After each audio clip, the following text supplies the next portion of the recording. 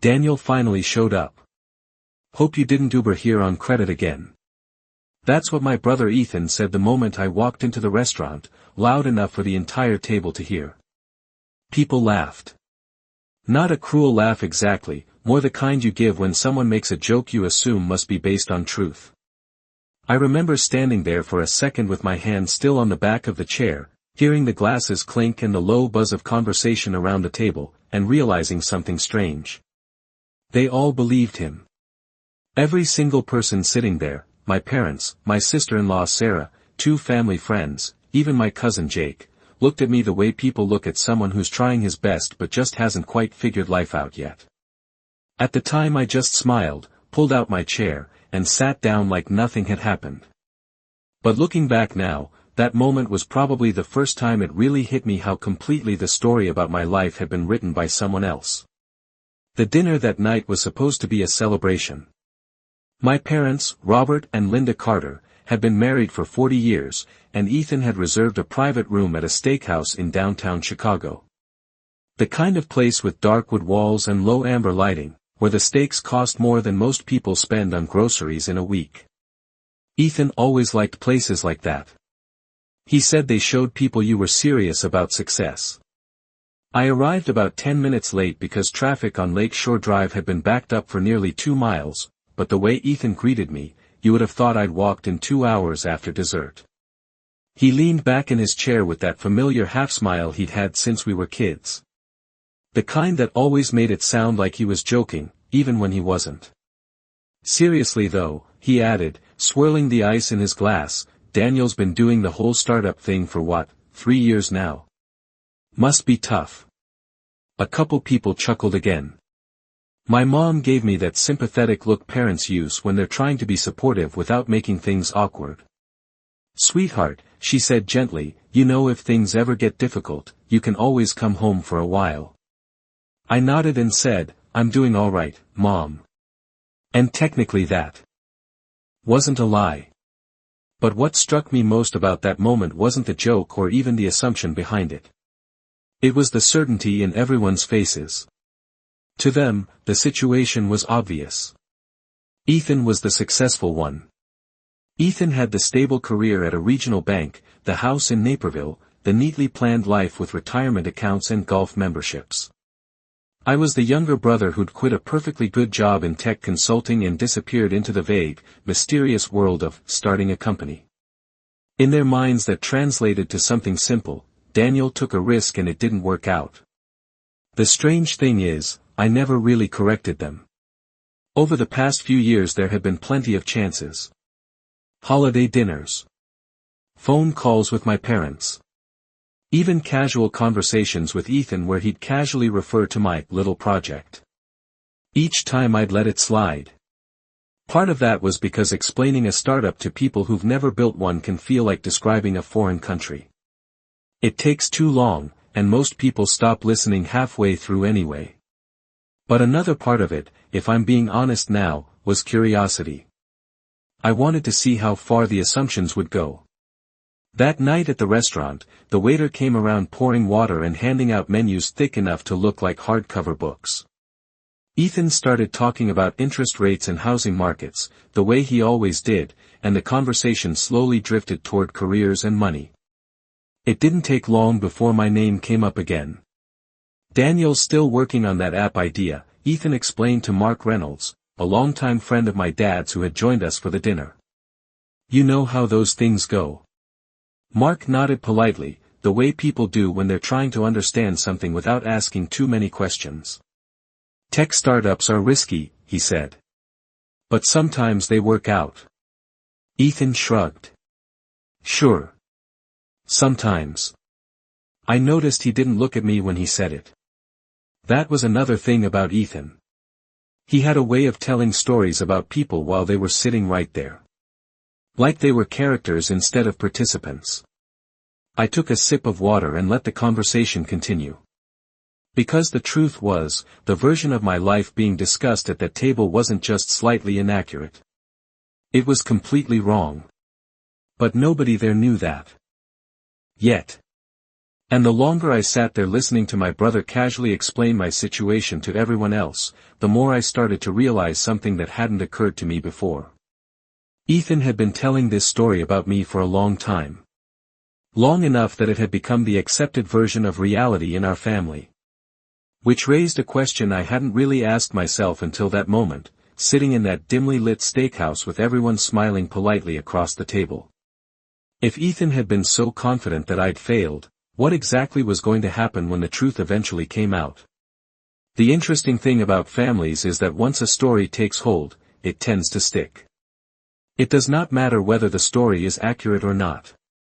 If enough people repeat it often enough, it slowly becomes the version of reality everyone accepts. That was exactly what had happened with me. Somewhere along the way, the narrative inside my family had shifted. Ethan was the responsible one. Ethan was the stable one. Ethan was the one who understood money, careers, and success. And I was the younger brother who had taken a gamble and probably lost. The strange part is that I could not even point to the exact moment when that shift happened. It was gradual, subtle, almost invisible. 3 years earlier I had been working at a technology consulting firm in downtown Chicago. The kind of job that looked good on paper. Reliable paycheck, structured promotions, predictable future. My parents loved that job. My father especially liked telling people his son worked in consulting. But somewhere around my 30th birthday I realized something that made staying there impossible. I was helping other companies build software platforms while quietly sketching out my own idea on nights and weekends. Eventually the idea stopped feeling like a side project and started feeling like something I had to try. So I quit. To Ethan, that decision was proof that I had lost my mind. I still remember the conversation we had when I told him. We were sitting at a coffee shop not far from his office. He stared at me for a long moment like I had just announced I planned to move to another planet. He asked one question that day that told me everything about how he viewed the world. He said, "But why would you leave a stable income?" To Ethan, stability was the highest form of success. Predictability meant security. And security meant you were winning at life. Trying something uncertain, especially something like starting a company, simply did not fit inside his mental framework. When I explained the product idea, a cloud-based logistics platform designed for small regional shipping companies, he nodded politely, but I could tell he had already made up his mind. In Ethan's version of events, I had just walked away from a good career to chase something unrealistic. At first the rest of the family simply followed his interpretation. Ethan had always been the one who explained financial things to our parents. When my mother asked how my business was doing, Ethan usually answered before I had a chance. He would say something like, "Startups take time," or "He is still figuring it out." The funny thing is that nobody ever asked me for details. Not once. The questions were always general, vague, almost careful. As if everyone had already assumed the outcome and did not want to embarrass me by digging too deeply. At first I tried correcting the narrative a little. I mentioned that we had early users. I said the product was gaining traction. But those explanations never seemed to land. My parents would nod politely and then glance toward Ethan as if waiting for him to translate what I had said into something practical. Over time I stopped explaining altogether. Partly because the company demanded nearly all of my energy. The first year was brutal. I was working 16-hour days out of a cramped apartment office, juggling product development, customer calls, and investor meetings. Some weeks I barely slept. But slowly, quietly, the platform began to grow. Small shipping companies started adopting it. Then medium-sized ones. Within 18 months we had contracts across 3 states. But none of that ever entered the family narrative. Whenever holidays came around and the conversation turned toward careers, Ethan would casually summarize my situation in a sentence or two. "Daniel is still working on that startup thing." The tone was always friendly, almost supportive. But there was a quiet assumption underneath it that the whole experiment would eventually fade away. What fascinated me, looking back, was how comfortable Ethan seemed occupying the role of interpreter for my life. It was as if he needed the story to remain simple. One brother successful. The other brother trying to catch up. And because I rarely challenged that story directly, it kept spreading. By the time we were sitting in that steakhouse celebrating my parents' anniversary, the narrative had solidified completely. I could see it in the way people spoke to me. The gentle encouragement. The cautious sympathy. The subtle suggestions that I could always pivot back to something stable if the business idea did not work out. It was not cruel exactly. In fact, most of it came from a place that probably felt supportive to them. But the underlying assumption remained the same. They believed I was struggling. They believed Ethan was the responsible one holding everything together. What none of them realized that night was how incomplete that picture actually was. Because while Ethan had been confidently explaining my situation for the past 3 years, there was one detail he had never bothered to ask about. Not once. He had never asked what my company actually did. And that detail, the one nobody at that table understood yet, was about to change the entire conversation. I noticed the shift later that evening, sometime between the appetizers and the main course, when Ethan started doing something he had done many times before, but that night it felt a little more deliberate. Mark Reynolds had asked a simple question while looking over the menu. He said he had heard the technology sector was slowing down and wondered if startups were still getting traction. It was the kind of casual conversation topic people bring up when they are not sure what else to talk about. Before I could even open my mouth, Ethan leaned forward slightly in his chair and answered for me. He said that startups were always risky and that most of them burned through money long before they found real customers. He said it in a calm voice, the same tone someone might use when explaining how interest rates work. Then he gestured toward me with his fork and added that my situation was a good example of how unpredictable that world could be. The interesting thing was that he still never asked me anything directly. He just kept narrating the situation as if he had access to information the rest of the table did not. My mother nodded slowly as if she had heard this explanation before. My father listened quietly while cutting into his steak. Sarah, Ethan's wife, gave me a sympathetic smile that felt almost rehearsed. It was subtle, but the entire dynamic of the table shifted slightly in that moment. The conversation was no longer about technology or business in general. It had quietly become about me. Ethan continued talking, describing how difficult it must be to build something from scratch without the backing of a large company. He talked about risk and failure the way people discuss weather patterns. Calm, analytical, almost educational. And every time he finished a sentence, someone would glance toward me as if waiting for confirmation. I simply nodded and let the conversation move forward. Looking back now, that was probably the moment Ethan started stepping into a different role at the table. It was not just commentary anymore. It was authority. In his mind, he understood the situation better than I did. After the waiter cleared the appetizer plates, Ethan leaned back and took a sip of his drink before saying something that made the entire table grow a little quieter.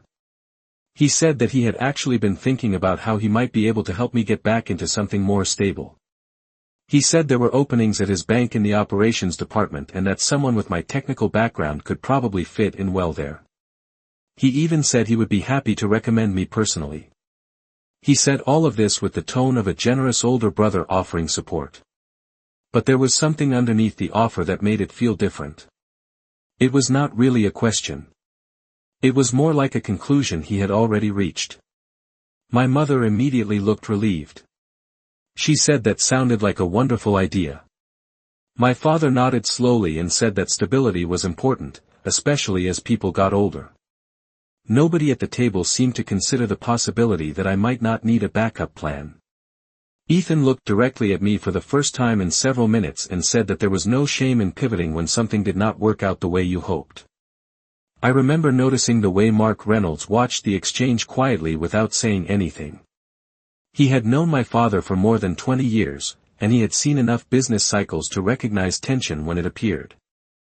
But he stayed silent, letting the conversation unfold. The strange thing was that Ethan did not sound cruel. In fact, if someone had walked past the table at that moment, they probably would have assumed he was being supportive. That was the brilliance of the situation. Everything he said was framed as help, concern, advice. But each sentence slowly reinforced the same underlying assumption that had been building for years. That I had tried something ambitious and failed quietly. That I simply had not admitted it yet. I could feel the weight of those expectations settling around the table like humidity before a summer storm. My mother asked gently how the company was really doing. My father asked whether I had enough savings to keep things going. Sarah suggested that sometimes a fresh start could be healthy. None of them sounded judgmental. But the direction of the conversation was unmistakable. They believed I needed guidance. And Ethan was positioning himself as the person qualified to provide it. I sat there listening, letting each comment land without interruption. Part of me could see the situation almost from outside my own body, like watching a story unfold in slow motion. Because the more confidently Ethan explained my circumstances, the clearer something became in my mind. He truly believed everything he was saying. There was no deception in his tone. No hint that he might be guessing. Ethan had constructed a version of my life that made perfect sense to him, and he had repeated it so often that it had become reality in his mind. That realization was strangely fascinating. Because while he continued calmly outlining the future he thought I needed, the actual truth sitting quietly behind the scenes was very different. And the gap between those two realities was about to become impossible to ignore. The room had grown noticeably quieter by the time the main courses arrived, and I could feel the direction of the evening slowly tightening around me. It was subtle, the way social pressure usually is. Nobody raised their voice. Nobody said anything openly cruel. But every comment seemed to circle back to the same quiet assumption. That I had tried something ambitious and that it probably had not worked. The waiter set plates in front of us, thick steak still sizzling slightly, the smell of butter and pepper filling the room. For a moment the conversation paused while everyone adjusted their napkins and picked up their forks. But Ethan did not let the silence last long. He cleared his throat lightly and leaned forward again, like someone resuming a presentation that had only been briefly interrupted. He said that starting a company was admirable, but that sometimes people held on to ideas longer than they should. He said that knowing when to walk away was part of being responsible. The interesting part was the way he phrased it. He never said that I had failed directly. Instead he spoke in general terms, describing situations that sounded suspiciously similar to mine. My mother listened carefully, nodding as if she was learning something important. My father asked a few questions about the job Ethan had mentioned earlier at the bank. The entire table began discussing what that kind of transition might look like, as though the decision had already been made. I sat there quietly, cutting into my steak, letting the conversation continue without correcting it. From the outside it probably looked like I was embarrassed or unsure how to respond. But the truth was that I was observing something that had taken years to develop. Ethan was not just making a suggestion anymore. He was guiding the entire room toward a conclusion.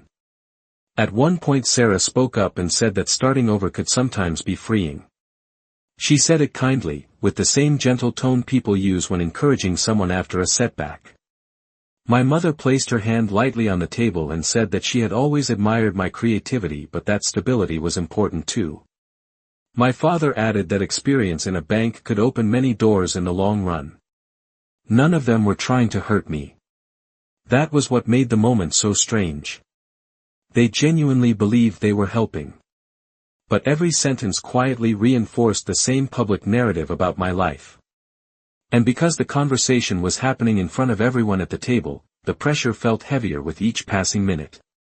Mark Reynolds finally spoke after several minutes of listening. He asked Ethan how long he thought it usually took before a startup either succeeded or failed.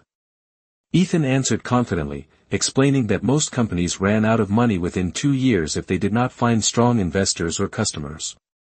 He spoke with the calm certainty of someone quoting statistics from memory. Then he glanced at me again and said that sometimes people simply needed someone close to them to point out when it was time to pivot. The word pivot hung in the air for a moment like a polite substitute for something harsher. My mother looked at me again, her expression filled with concern. She asked gently whether things had been harder than I was letting on. That was the moment when the attention of the entire table shifted fully in my direction. 7 pairs of eyes watching me quietly, waiting for an answer that would confirm everything Ethan had been explaining all evening. I remember noticing how quiet the room had become beyond our table. The faint clink of glasses from the dining room outside the private area. The low hum of distant conversation. But at our table nobody said anything. They were all waiting. It would have been easy in that moment to interrupt the entire narrative. A single explanation could have changed the direction of the evening instantly. But I did not do it. Instead, I took another sip of water and said that the company was still moving forward. Ethan smiled slightly when I said that. Not a cruel smile. More like the expression someone gives when they hear a friend insisting everything is fine even though it clearly is not. He nodded slowly and said that optimism was important but that realism mattered too. My father leaned back in his chair and folded his hands together thoughtfully. My mother sighed softly as if she was trying to figure out how to help without pushing too hard. And Ethan continued speaking as if he had already taken responsibility for solving the situation. He said he would make a few calls the following week to see what positions might be available. He said he could probably arrange a meeting with someone in operations. Sarah nodded in agreement. My parents looked relieved. The strange thing about humiliation is that it rarely arrives as a single dramatic moment. Most of the time it builds quietly in layers, shaped by the expectations of the people around you. Sitting there in that warm restaurant light, surrounded by family and polite concern, I realized something that changed the way I saw the entire situation. Ethan truly believed he was rescuing me. And everyone else at the table believed it too. What none of them understood was that the reality of my situation was already moving in a completely different direction. And within the next hour, that difference was going to become impossible for anyone in that room to ignore. After Ethan finished outlining his helpful plan for my future at the bank, the conversation slowly loosened again, but the atmosphere had already changed. Everyone had settled into the same quiet assumption that the situation was now understood. My parents believed Ethan was stepping in to help me regain stability. Sarah looked relieved that a solution seemed to be forming.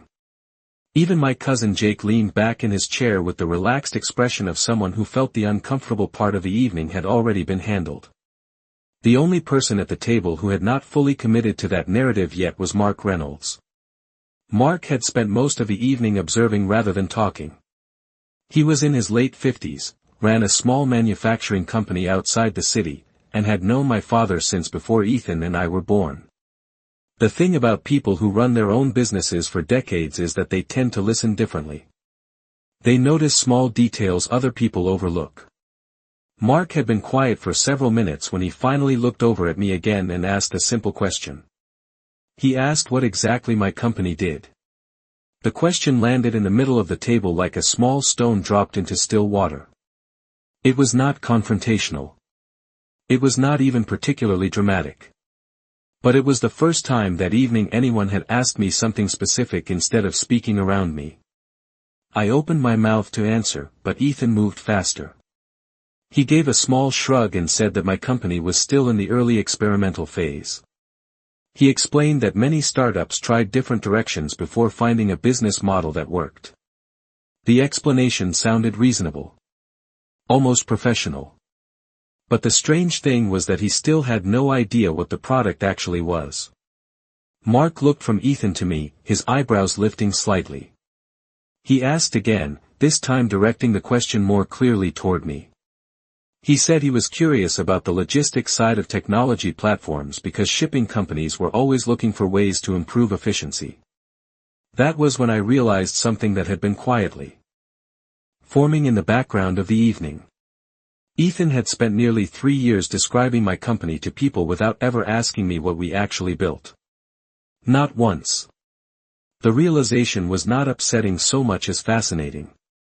Because it meant that the entire narrative about my supposed failure had been constructed without any real information at all. Ethan had filled in the blanks with his own assumptions, and everyone else had accepted those assumptions because they trusted his confidence. I started explaining the platform in simple terms. I said that we built cloud-based logistics software designed to help small and medium-sized freight carriers coordinate routes, inventory tracking, and delivery scheduling. Mark immediately leaned forward a little when he heard that. He asked how many companies were using it.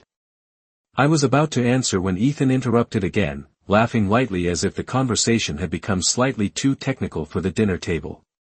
He said that early-stage products often had small test groups but that scaling them was the real challenge. Then he added that many founders spent years trying to find product-market fit before realizing the economics did not work. The conversation drifted away again after that. Someone asked the waiter for another bottle of wine. My mother asked Sarah about an upcoming vacation. The moment passed as if it had never happened. But something important had shifted in my mind. For the first time that evening, a small crack had appeared in the narrative Ethan had been presenting. Mark had noticed it. And now I had noticed something else too. Ethan was not just assuming the worst about my situation. He was actively steering the conversation away from any details that might contradict the story he had already told everyone. That realization raised a question I had not considered before. Why was he so committed to that version of events? The answer did not arrive immediately. It surfaced slowly while the conversation moved around the table and dessert menus appeared in front of us. Ethan continued talking about the banking industry and how financial discipline separated successful people from those who struggled. My parents listened with quiet admiration. Sarah nodded supportively beside him. From the outside, Ethan looked exactly like the person everyone believed him to be. The responsible older brother who understood how the world worked. But sitting there across from him, watching how carefully he redirected any conversation about my company, I began to understand something that had not been obvious before. Ethan needed the story to stay the same.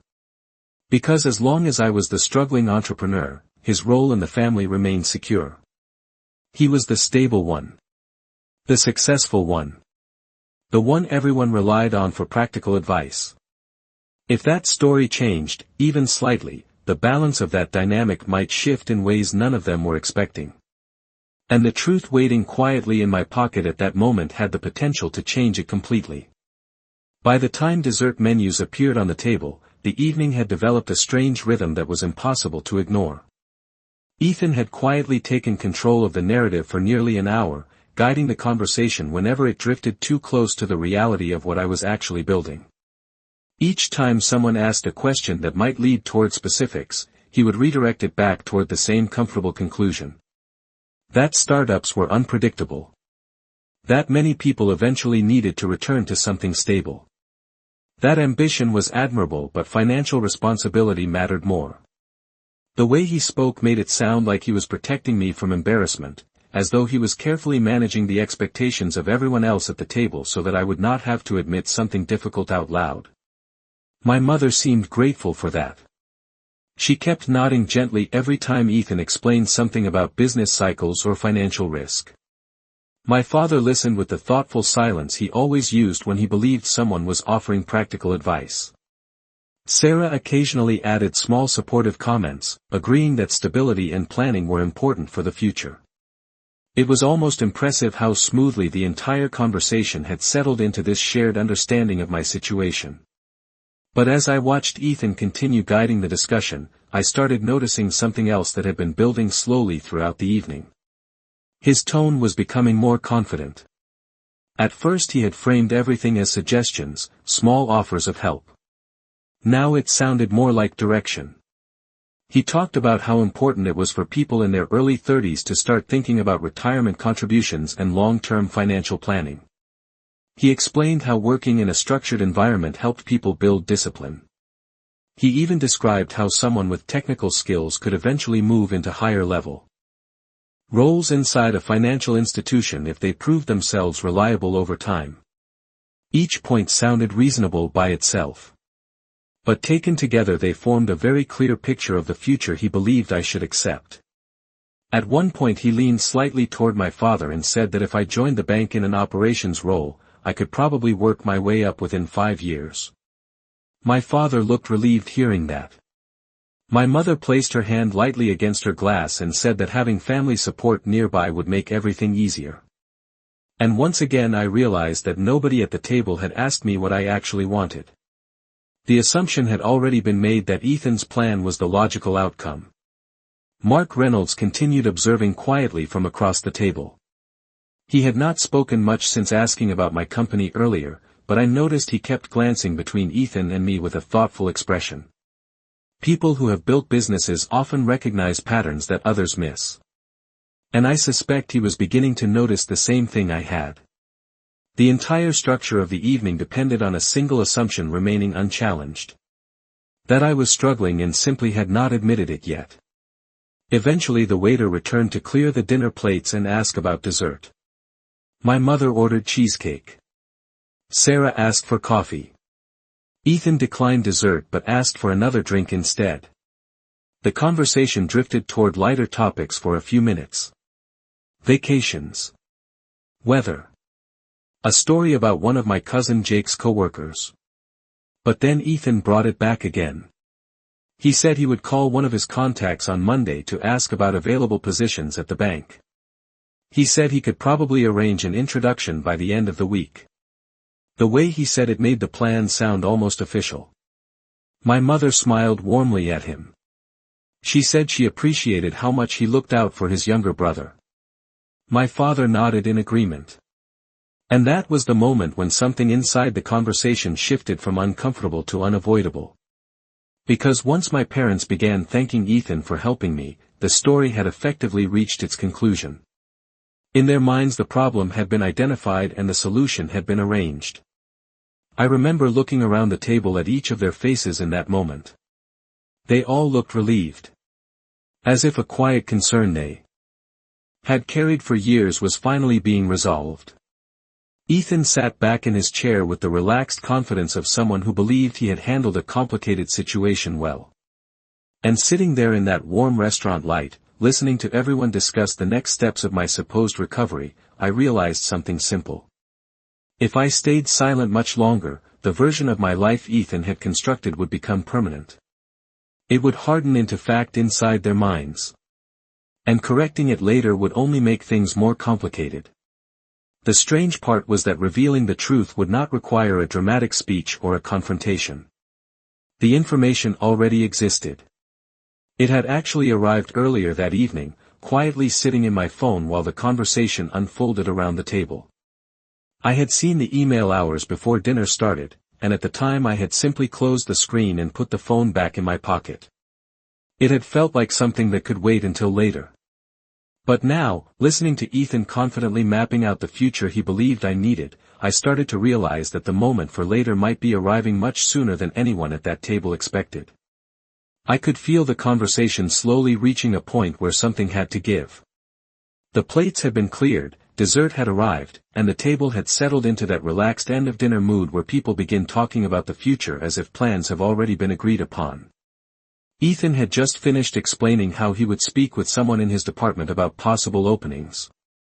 My mother thanked him again, and my father nodded with quiet approval. It was almost surreal listening to them discuss my supposed career transition as if I were not sitting right there. I noticed Mark Reynolds watching the exchange with increasing curiosity, his eyes moving between Ethan and me as if he was trying to understand how two completely different versions of reality could exist at the same table. The waiter poured coffee, the soft clink of porcelain cups filling the brief silence, and for a moment the conversation drifted into lighter topics again. But Ethan seemed unwilling to let the subject fully go. He leaned forward slightly, resting his elbows on the table, and said that sometimes people needed family to step in and help them see the bigger picture. He said that pride could make it difficult to admit when a plan was not working, but that having someone who understood finances could make all the difference. My mother looked at me again with that same gentle concern she had shown earlier. She asked quietly whether I had been under more pressure than I was letting on. My father added that there was no shame in changing direction if circumstances required it. Sarah nodded sympathetically and said that many people rebuilt their careers more than once in their 30s. Each sentence sounded supportive on the surface, but together they formed a kind of soft wall closing in around the story Ethan had created. I realized then that the longer the evening continued, the more permanent that story would become in their minds. And the strange thing was that the truth sitting quietly in my pocket was not something I had planned to share that night. Earlier that afternoon, hours before dinner, I had received an email that marked the end of nearly 3 years of work. A law firm called Whittaker & Cole had sent over the final documents confirming a strategic acquisition agreement involving the platform my team had built. The subject line had been simple: final acquisition documents attached. When I first read it, I had just stared at the screen for a moment, letting the weight of it sink in. The company that Ethan believed was barely surviving had just completed a deal that valued it at $42 million. But when I arrived at the restaurant that evening, I had not intended to bring any of that up. Family dinners were rarely the place for business announcements, and I had assumed the conversation would stay comfortably focused on my parents and their anniversary. Instead, the entire evening had slowly turned into a discussion about my supposed financial struggles. And now, sitting there while Ethan confidently mapped out the next phase of my career inside his bank, I could feel the gap between those two realities becoming impossible to ignore. Mark was the one who unknowingly pushed the moment closer. He set down his coffee cup and asked Ethan a question about how banks evaluated technology investments. Ethan immediately launched into another confident explanation about risk management and financial models, speaking with the steady assurance that had guided the entire conversation all evening. While he talked, my phone vibrated quietly in my pocket. It was the same email thread from Whittaker & Cole, this time with an additional attachment confirming that the final signatures had been completed. I pulled the phone out for a moment and glanced at the screen. The words were unmistakable. Transaction completed. Equity transfer finalized. I locked the phone again and set it gently beside my plate without saying anything. Across the table, Mark noticed the motion and asked casually whether everything was all right. I said it was just a work message. Ethan chuckled softly when he heard that and said that entrepreneurs often checked their phones constantly even when there was not much happening yet. Several people at the table smiled politely. But Mark leaned forward slightly, curiosity sharpening in his voice as he asked what kind of work message it was. I hesitated for a moment, not because I was unsure what to say, but because I could feel the entire direction of the evening balanced on that single decision. If I answered honestly, the narrative Ethan had been building for years would collapse almost instantly. If I stayed quiet, the conversation would continue exactly as it had all night. I looked around the table again, noticing the calm certainty in Ethan's posture and the quiet concern in my parents' expressions. None of them had any idea that the version of my life they had been discussing so confidently was about to collide with something completely different. And in that moment, I realized the truth was no longer something that could simply wait for another time. I set the phone down on the table slowly, not making a big show of it, just placing it beside my coffee cup as if it were nothing more than another piece of silverware. For a few seconds the conversation continued without interruption. Ethan was still explaining something about financial discipline and long-term planning, speaking with the same confident tone he had used all evening. My father listened attentively. My mother nodded in quiet agreement. Sarah leaned slightly toward Ethan as if she had heard this speech many times before. But Mark Reynolds had noticed the screen of my phone light up when the message arrived, and he had also noticed the way I had looked at it before placing it on the table. He glanced down toward it again and then back at me with a small, curious smile. He asked casually what kind of work message it was. The question was simple, but it landed with a strange weight in the middle of the table. I hesitated for a moment, not because I was unsure what the answer was, but because I could see the entire evening balanced on the edge of that response. Ethan leaned back in his chair with a relaxed expression, clearly expecting the same vague explanation I had been giving all night. My mother watched me with gentle concern. My father folded his hands together patiently. And I realized that if I kept quiet now, the narrative Ethan had built over the past 3 years would remain untouched. I picked up the phone again and unlocked the screen. The email from Whitaker and Cole was still open. The subject line alone was enough to explain everything, but the document attached beneath it made the reality impossible to misunderstand. I turned the phone slightly toward Mark first because he was sitting closest. I said that the message was actually confirming the final paperwork for something my company had been working on for a while. Mark leaned forward a little as he read the screen. His eyebrows lifted almost immediately. He looked from the phone to me and then back to the phone again, as if he was making sure he had read it correctly. Ethan noticed the shift in Mark's expression and asked what he was looking at. Mark did not answer right away. Instead he slowly turned the phone a little farther so the rest of the table could see the screen as well. The room became quiet in a way that felt completely different from the polite silence earlier in the evening. This time the quiet carried confusion instead of sympathy. My father leaned forward slightly to see the screen more clearly. My mother tilted her head, trying to read the small text. Ethan frowned just a little as he leaned closer. The email header from Whitaker and Cole was clearly visible. Beneath it was the attached document title confirming the acquisition agreement. And below that, a single line summarizing the valuation that had been finalized earlier that afternoon. For a moment nobody said anything. Mark was the first one to break the silence. He looked directly at me and said slowly that if he was reading the document correctly, the company had just completed a strategic acquisition. His voice carried a mixture of surprise and professional curiosity. I nodded calmly and said that the deal had officially closed earlier that day. The silence around the table deepened again. My father blinked once as if trying to process the information. My mother leaned closer to the screen, her expression shifting from concern to confusion. Sarah glanced quickly at Ethan. And Ethan himself sat very still, staring at the phone as though the words on the screen belonged to a completely different conversation. Mark asked what the valuation was. I answered simply that the agreement placed the company at $42 million. The number seemed to settle over the table like a sudden change in weather. My father slowly leaned back in his chair. My mother covered her mouth with one hand. Sarah's eyes widened slightly. Ethan did not speak at all. He was still looking at the phone, but now the confidence that had carried him through the entire evening was gone. It was replaced by a kind of stunned quiet that I had never seen on his face before. Mark let out a soft whistle under his breath and said that was an impressive outcome for a company that had only been operating a few years. I shrugged slightly and said that the team had worked hard and that the logistics platform had grown faster than we originally expected. For several seconds nobody at the table said anything else. The conversation that had dominated the evening just minutes earlier had completely evaporated. My mother finally spoke first.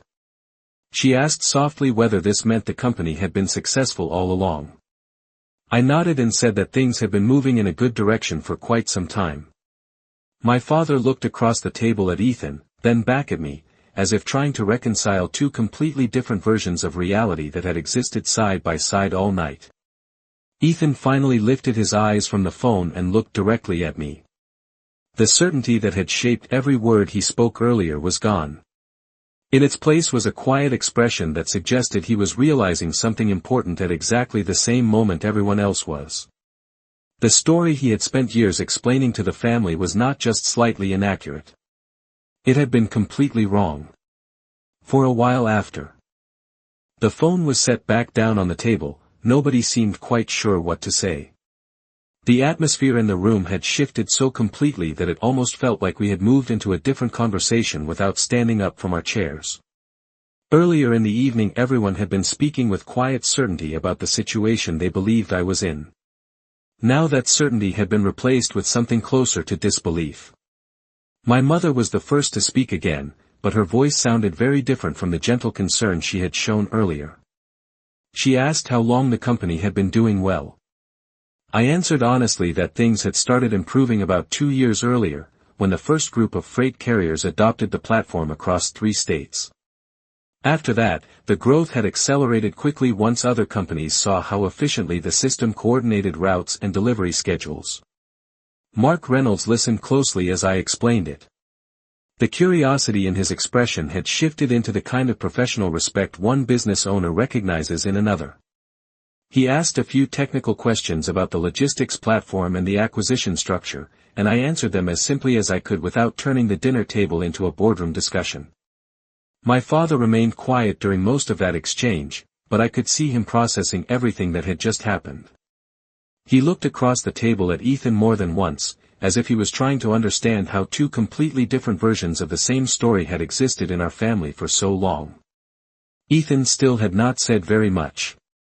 The confident rhythm that had guided his voice earlier in the evening was gone now. Instead he sat back slightly in his chair, his hands resting near his glass as he looked down at the table for a moment before finally speaking again. When he did, his tone was careful, almost cautious. He asked why I had never told anyone how well the company was doing. It was a fair question, and for a moment I thought about how to answer it in a way that would not turn the moment into something uncomfortable. I explained that during the first year of building the company, there had not been much to talk about except long hours and uncertainty. By the time the platform started gaining real traction, I had grown used to keeping the details inside the team rather than announcing progress before deals were finalized. My mother nodded slowly as she listened. She said she wished she had known sooner because she would have worried less about me. I smiled slightly and told her that worrying seemed to be part of being a parent no matter what the circumstances were. Sarah finally spoke up as well, saying that the entire situation had surprised her because she had assumed the company was still in its experimental stage. Her comment was not defensive, just honest. And hearing it made something clearer to me than it had been earlier in the evening. The assumptions around the table had never been built out of cruelty. They had grown quietly over time because Ethan had sounded confident when he described my situation, and everyone trusted that confidence. Mark finished his coffee and leaned back slightly, saying that in business it was surprisingly common for the person who spoke most confidently to become the unofficial narrator of someone else's story. My father let out a soft breath and shook his head slowly, almost amused at how the evening had unfolded. Then he looked at Ethan again and asked gently whether he had ever actually asked me what my company was building. Ethan did not answer right away. After a moment he gave a small, almost embarrassed smile and admitted that he had mostly assumed he already understood the situation. The honesty of that answer seemed to ease the tension in the room more than anything else that had been said. Nobody accused anyone of anything. Nobody raised their voice. Instead the conversation slowly shifted into something quieter and more reflective. My mother asked about the team that had helped build the platform. My father wanted to know what would happen next now that the acquisition had closed. Mark offered a few observations about how difficult it was to scale logistics systems successfully. And Ethan listened to most of it without interrupting. Looking back now, that was the part of the evening I remember most clearly. Not the surprise on everyone's faces when they saw the document on my phone, and not the sudden shift in the balance of the conversation. What stayed with me was the realization that stories inside families can become surprisingly powerful even when they start from small assumptions. Ethan had not tried to mislead anyone. He had simply filled in the blanks with the version of events that made the most sense to him, and over time that version had become the truth everyone repeated. By the time dessert plates were cleared and the check arrived, the mood around the table felt calmer than it had all evening. My parents looked proud in a way that made me realize how much their earlier concern had simply been love expressed through worry. Mark shook my hand before leaving and said he hoped to see the platform continue growing. Sarah congratulated me quietly. And Ethan finally looked at me with a thoughtful expression that was very different from the confident certainty he had carried earlier that night. As we walked out of the restaurant together into the cool Chicago air, I realized something simple that I had not fully understood before. Sometimes the truth does not need to be defended loudly. Sometimes it simply waits for the right moment to speak for itself.